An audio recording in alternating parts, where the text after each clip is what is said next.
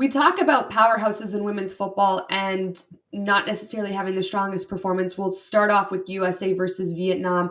The US obviously won the game 3-0. Hmm. You look at that scoreline, you're like, okay, big win. But when you talk about the US program and how much they have won and the fact that they're the reigning champs and the fact that they're, trying to accomplish this three-peat, a lot of fans and a lot of US women's national team fans are not happy with their performance. And I have to agree. I mean, it felt a little sloppy at times from the US women, and it felt a little unrefined at times.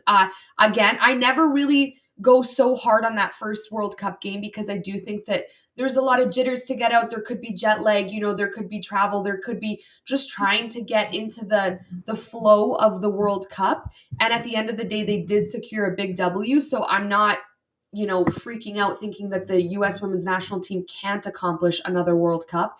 But with the standard that I hold them to and the high expectation that I hold them to, Hmm. I expected more. How about you? For sure. Totally agree. I mean, you think about the 2019 Women's World Cup and they come out with like a 13-0 win, right? Yeah. And people are expecting some of those games to be constantly replicated. So, I mean, maybe there's a little bit of pressure on the US, women's national team as well. I like what you said about teams coming in. You can't really judge them off their first game Yeah. of the tournament. But I agree, a little bit like less clinical than what I was expecting them to be. And I'm not sure if it's just the fact that this team looks a lot different potentially too. I mean, there's 14 new players to the World Cup on this squad, which is kind of crazy when you think about it. Yes, of course, they have some of their heavy hitters, Alex Morgan, Lindsey Huron or whatever, but it's very interesting to see how they're going to do with all of these fresh faces, I think. Yeah, no, that's a great point. And I love that you mentioned Lindsey Huron because I feel like she's such a controversial topic right now amongst US Hmm. fans because either people really love her or people are like, why is she our captain? She's not Yeah. necessarily the player that we want going box to box. She can't necessarily fulfill that duty with the expectation that fans have. So I'm very, very interested to watch her, almost like a spotlight on her for the rest of the World Cup and kind Yeah. of formulate an opinion of my own. But I'm very interested because, yeah, she is the captain. She is that midfielder. So I'm very curious to see how she does. She scored that goal. So, at the end Oh, of the for day, sure. she went in, she did her job. Yeah, maybe fans need to relax a little, but I do think that when we talk about that pressure and that immense bar that the US women have set, that you're right. Maybe not every single game can be a 13-0. And I Hmm. don't think that that should be the expectation. But I do think that maybe I expected a little bit more flow through the midfield. Rose Lavelle being Hmm. slightly injured. I hope she's close to full health because she is the player for the US women's national team, in my Oh, opinion. yeah. She's so clinical. She's so smart. She's able to thread that needle, pick up her head. Her football IQ is on another planet. So Hmm. I think that if the US women's national team is able to get Rose Lavelle back into kind of that form that we're used to seeing her Yeah. in, it might be a little bit of a different ballgame because she's that talented that she could change the entire game around for them.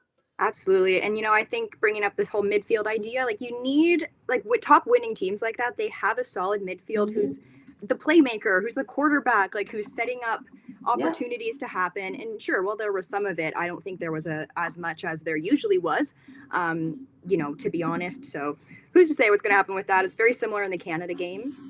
I think Canada lacked that midfield as well. So it's interesting to kind of pinpoint these teams now and see similarities coming out from Yeah. them. Yeah, absolutely. And it's not all bad. Like when you Oh think about no. the first goal that Sophia Smith scored, what an absolute beast she is, which we Oh, already knew she was. totally. But now I think what's so impressive about her is that she's 22 years old and she's proving that she can do it on the biggest stage in her World Cup debut. I mean, that's insane. Your It's first ever crazy. World Cup game, and Yeah. she's scoring 2 goals, and she's again just such a beast. Hmm. That type of energy from a player so contagious on the pitch. So I was very impressed with her, and also she was, I think, the first U.S. women's national team player to score 2 goals in a women's World Cup debut. So Yeah. it's just like, Crazy.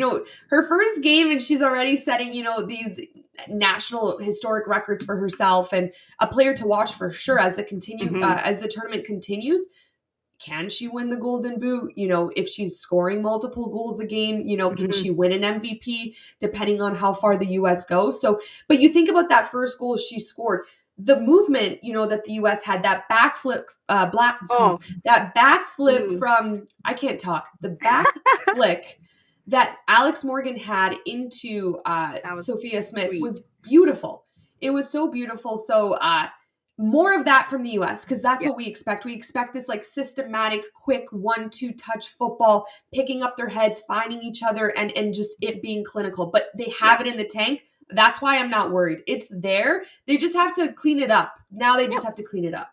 Yep, absolutely. I mean, bringing up that first goal, I was like, going through the game, making some notes through it. I just thought that was super crafty, and that's exactly what Yeah. we're used to them doing on the world stage. So we'll see how it goes, as time progresses. But you brought up Alex Morgan. I think that's a perfect, segue kind of into her penalty kick there, Yeah. and something that also notably like wasn't as clinical was Alex Morgan. I think on the world stage has only had a penalty kick saved once in her entire career before this. So that would have been, a huge moment for the Vietnam goalkeeper, of course, to save that. But also Alex Morgan, like she's also dubbed for Golden Boot too. Like she's got to get that in. Oh my goodness, big time. And Mm-hmm. not to bring up Christine Sinclair's missed pen, but a lot of people are like, what is happening? Where Sinclair misses, Yep. has her pen saved with a not so good shot. And then Alex Morgan, another, honestly, you could call it a doozy because, again, you expect so much more from her Mm-hmm. to get that in the back of the net. And not only that, but just more of a clinical shot in terms of quality. And, kudos to the goalkeeper. But two things. I feel like there are so many penalties that we're seeing in every single game. And So many, so many. yes, and so many penalties that are being saved. So you have to give absolute credit to these Mm-hmm. goalkeepers. We mentioned this on our podcast yesterday that it's not easy to have that awareness to read where the player's going, to read where the ball's going, and then to ultimately save that ball. So Mm-hmm. kudos to the goalkeepers. And it's just crazy to see almost that little lack of quality that we're seeing from some of the biggest names in Exactly. women's football. It's crazy to see what we're watching right now with penalties. Oh, it's so wild. And I know we'll get to England later, but the same thing happened in the England game Yeah. as well. And it's these big, like you said, these big names, these big teams. And I can't help but wonder, is it just nerves going through all these, big teams, big names? Because I find it very hard to believe that England and, USA, Canada are all getting pens saved. It seems, like there's something in the air. It's weird. You know what? You have to assume that no matter how big these players are, Alex Morgan, Christine Sinclair, they have to feel the moment, right? They're human at the end of the Absolutely. day. They're, Yep. they're going to feel the pressure. They're going to, Christine Sinclair knows that she'd be the first player to score in 6 World Cups. That adds a little bit, pressure on her back. I'm Totally. sure Alex Morgan knows the entire country is watching her in that moment. She knows what Mm-hmm. that would mean for her and her family and her team, right? That adds to it. So there's nothing against these footballers. Again, they're No, not at human. all. This happens. We've seen Messi do it in the Men's World Cup. We've seen Lewandowski do it in the Men's World Cup. And these are some of the biggest Mm-hmm. players in the men's game. So it happens. It's just wild to see that we're seeing it almost in every single game. Yep. Because I feel like in every game there has been a penalty, maybe not in There has. Denmark, China, but I think maybe up until Yep. Denmark, China, there has been a penalty in every game. Yeah, which I think is also another really interesting point. Years ago, when you're watching women's football, sure, you'd see penalties there. They happen in football all the time, but not this consistent. And maybe it's the fact that teams are getting more comfortable or they're getting more aggressive. They're more willing to put themselves out there for the ball. Like I'm not really sure, or maybe it's just like I said, there's something going on in the World Cup energy throughout the world. But it's really interesting to see this amount of penalties. It's just shocking every single I game. know. Yeah. We talk about the U.S. having the potential to do a three-peat. Mm-hmm. Prior to the World Cup, they come out with this commercial, which was interesting. A lot of people loved it. A lot of people disliked it, where it basically implied that the whole world is fearing the U.S. women's national team, and they're afraid of what they could accomplish at this World Cup. Do you think that pressure is going to weigh on them as this Mm. World Cup continues? Are you worried after this performance because it might be the sloppiest we've seen the U.S. women's team in a Mm-hmm. while? Or do you think that this is just, again, the first World Cup game, one and done? We have to build on it. We're getting our footing here in this Women's World Cup, and they're just going to kind of progress from there. Yeah, I agree. I think with the latter point you mentioned, more so. I think it could be a little bit of both, to be honest. Of course, every team faces that pressure, but they're the United States of America. They've won it 3 times. They have very clinical players in the NWSL, WSL, all over the world, and it's oh gosh, it's so tough. I just think they had a little bit of an off day, and because they're humans, they're allowed to do that, and that's absolutely fine. But I think they want to win. You see them coming out there on the pitch. They are collected, maybe a little bit cocky, to be honest, but I think that's some of the energy they deliver to make them win. I don't mind that energy, to be quite Yeah. honest. And I think that they've earned that right. Totally. There's a difference between being cocky and disrespectful, and there's being cocky and confident. Yes. And I don't mind that. Like, you see that when they walk into the game in their swagged out outfits and glasses, like they have this aura to them. And I love that about the US women's national team. And I wouldn't ever want that to change. I don't think that people should be so critical just yet. They got the job done. They got 3 points. I mean, At the end of the day, that's what you need. Yep. You think about Argentina and the way that they started the Men's World Cup, it wasn't great, and they ended up winning the whole thing. Mm-hmm. So, they had that game against Saudi Arabia. So I just think that people need to calm down. We're allowed to be critical. We're allowed to be like, wasn't the best, but I do think at the end of the day, we have to be like, they won. They got the job done against Vietnam, who's making their World Cup debut. They were in a low block in that game, which was the intention of that is to frustrate the U.S. women's national team. I do think at times they succeeded there, but everyone knew that the U.S. was going to win that game. Mm-hmm. Sometimes it's kind of hard to play. Sometimes it's hard to play in those games too. You sometimes play better when the competition's better. And full credit to Vietnam. I think that they did what they wanted to do, and I give credit to the U.S. too. They just need to clean it up, because if you think about them taking on a team of a higher, maybe in England or France, mm-hmm. they would need to be much better, but they probably would be able to rise to that occasion, as we've seen many times in the past. Definitely. If that were the case. Definitely. I think they're kind of team that knows the stakes they're coming up against. It's like we said, yesterday too, it's a lot of mentality. A few goals up, they just go they do their thing. But against a team, like you said, Germany, France, England, even Spain, like you can't hold up. And that's a completely, again, no disrespect to Vietnam. I think they actually played a lot of, they were very resilient, and it could have been a lot worse, because Vietnam actually lost like 9-0 to Spain in a pre-tournament friendly, like only a few weeks ago. So it really could have been a lot worse. And it would have been hard for them to come in knowing everybody thought they were going to lose.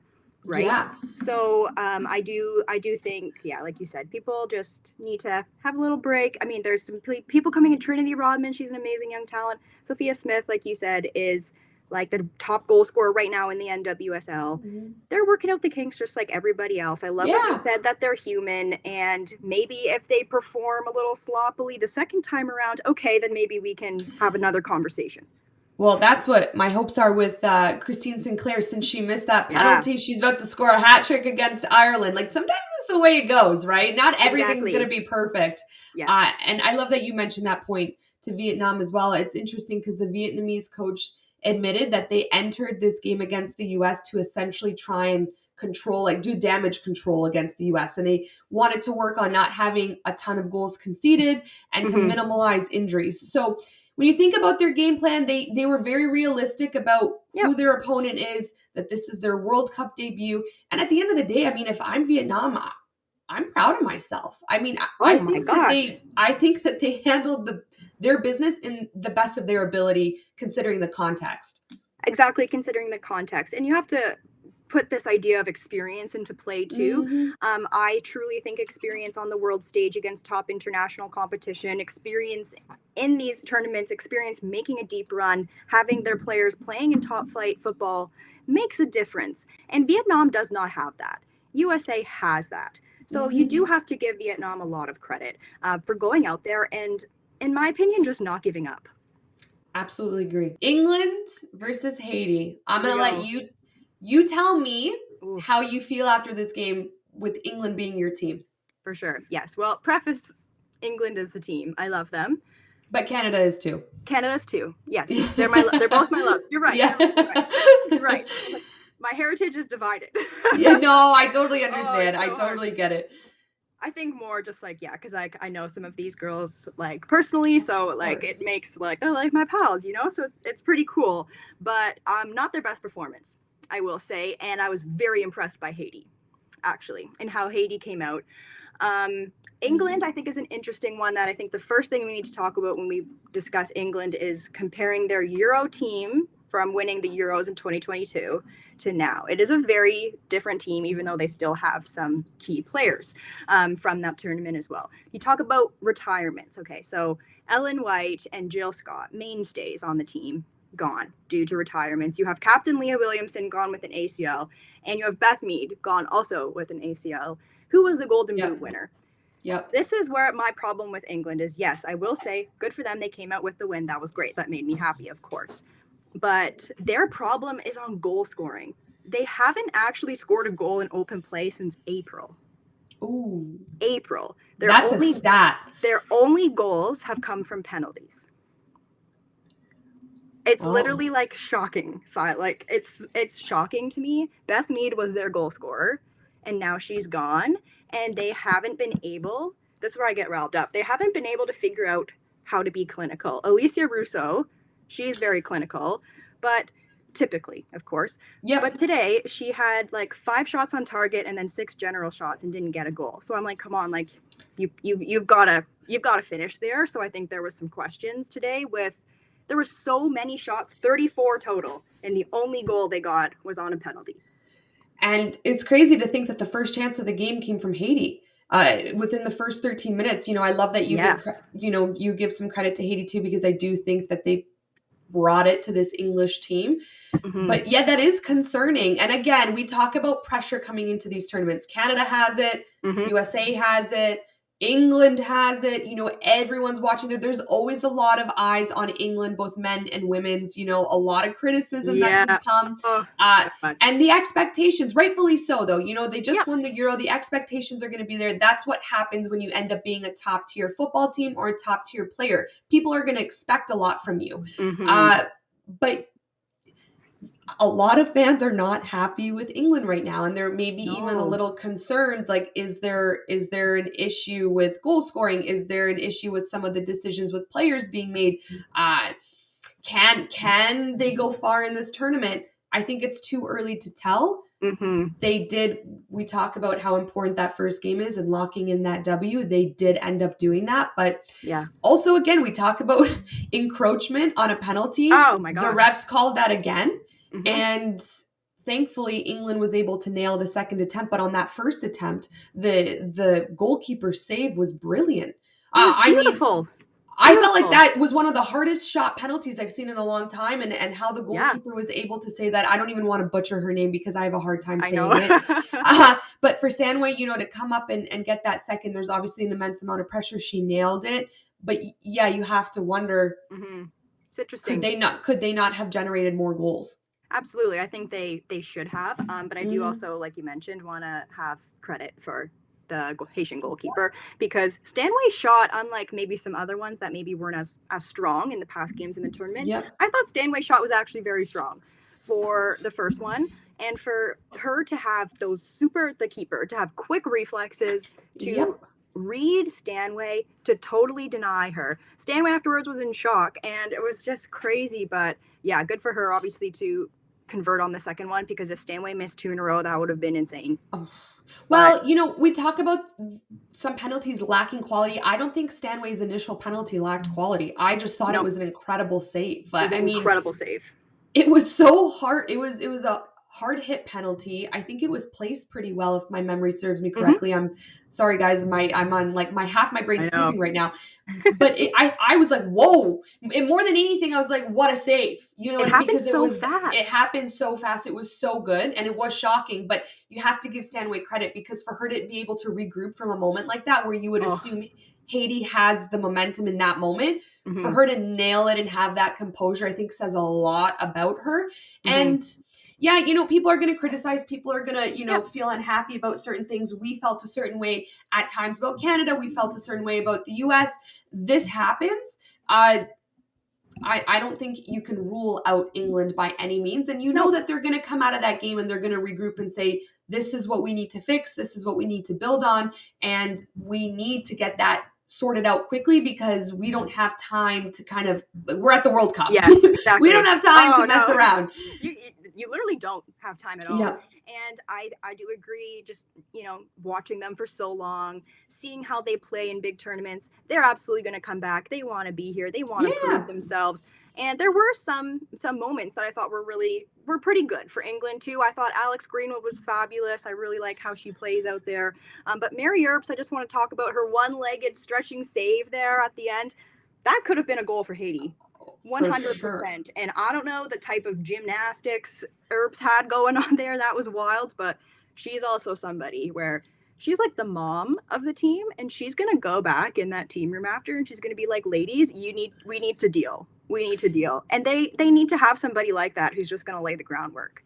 And again, these things happen. Things happen. Now, if we're talking about England's second game and we still feel the same way, I think, okay, now we can talk about, should we be worried? Should we start talking about them in a different way? This team, like you said, is not the same team from the Euro. Should they be held to that expectation if they're two different teams?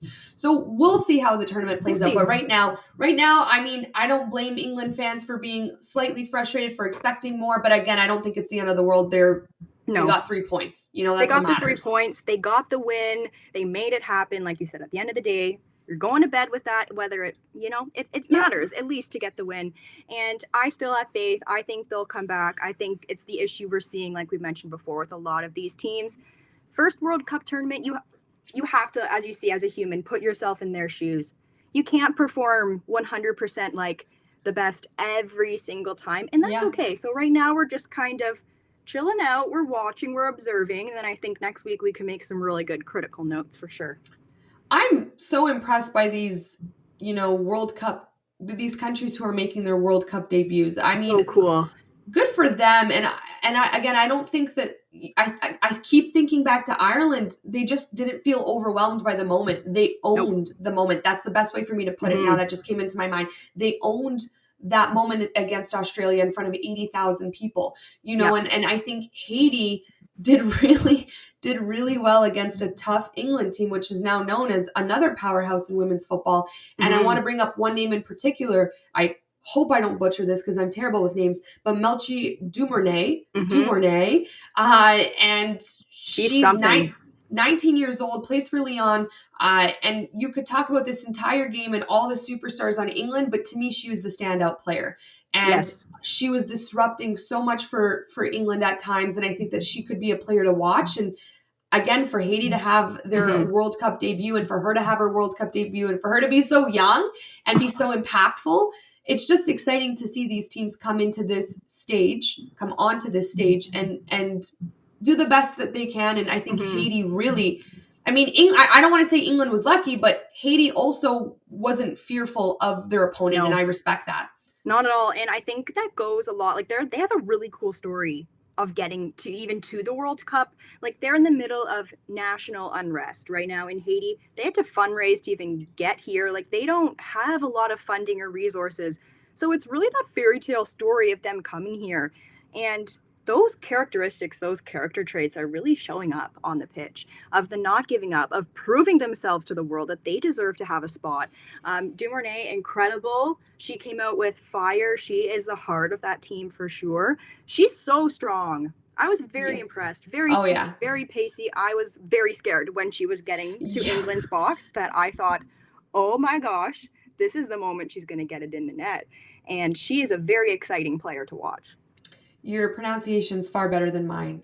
It just flew out of my mouth. So the execution was perfect, Julia. We'll just we'll dub Julia's voice over my face and insert the name. You have a better radio voice than me, though. So oh my goodness, no, you're great. Okay, so talk to me. Do any players today on England on the pitch? Have you interviewed them? Have you profiled them? Talk to us. For sure. So last summer before the Euros, I was working for City, and we were featuring doing basically profile interviews of every single woman on Manchester City who was playing in the Euros. So I did all of the write-ups for them, but I didn't do all the interviews. I did some of the interviews, but the write-ups that I did without interviews were Kira Walsh and yeah, I think just Kira Walsh, because then some of the other Spanish players that I did as well. But I spoke to Chloe Kelly and Alex Greenwood, and that was a very cool moment, albeit I'm in Canada right now. So it was definitely, one was by Zoom and one was by phone. So super cool just to hear their voice, to see these players that I've been idolizing and then writing about for so long was super cool. And just to be able to listen to them, like, wow. And then to go see Chloe Kelly score that incredible tournament winning goal. I was like, my girl, like, amazing. And I think a player to totally stand out again, though, is Alex Greenwood. She is a cool, composed captain out there. She has a lot of ball knowledge, and I think nobody really talks about her. She's on defense, but she doesn't always play as much for England. She's coming in there now with a lot of the injuries, of course, that are happening. But she is a silent leader, I think, and she's very insightful. So it was very cool to speak to some of these players. And I think for me, it's like you go into these moments and they're like big celebrities for some people, and you don't really realize what's happening. And then afterwards, you're kind of like, oh, wow, what just happened? This is wild. So I'm very lucky. It made me learn a lot. It made me appreciate players more from a human perspective. Of course. Yeah. And I feel like you naturally, when you see them play, you're like, that's my friend, or you know what I mean? Because you got to know them on that human level, that you don't just see them as this superstar athlete. There's a different level of, you cheering for them, and it comes from a different place in your heart. So I think that's super, super cool. Very cool. And one thing that I love too, that I just want to make sure I note is, this happens a lot with women's players. They appreciate so much what you do of trying to get their names out there and into the world. And they're really like, Julie, like, thank you so much. Like, I'll definitely read it. I'll check it out. Like, I'll check out your Twitter, that kind of thing. They're very appreciative. They do speak to you. I'm generalizing, of course, but like, they do speak to you like you're a friend, like you're an equal. They're like, oh, what do you do? How long have you been here for? And I thought that was very cool. And I'm not saying that doesn't happen on the men's side, because it definitely does. But women I find, have to fight to get their voices out there in the media. And it's been a very interesting experience to be the person to help tell the story on that front, and to see how that's been growing and changing. And it's we just got to keep putting these women out there in the world, because they deserve it.